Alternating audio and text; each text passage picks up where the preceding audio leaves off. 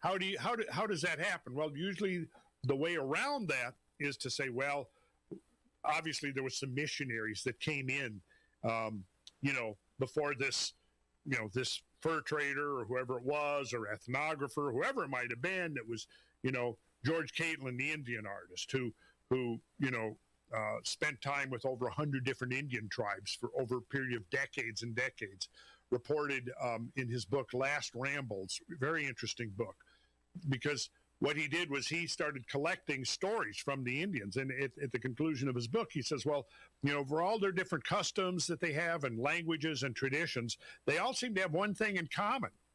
They're all descended from, their ancestors who were survivors of a great world-destroying flood. Over and over and over again, hearing that.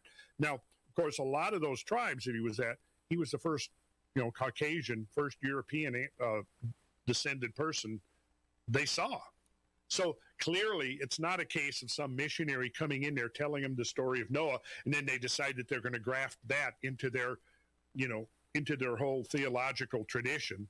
So, no, they had those traditions from somewhere. And then, of course, what we now know and what I've been demonstrating over and over again, overwhelmingly in the recent episodes of Cosmographia, is that the entire North American continent was, in fact, subject to a tremendous diluvial event or series of events that were associated with the ending of the Ice Age.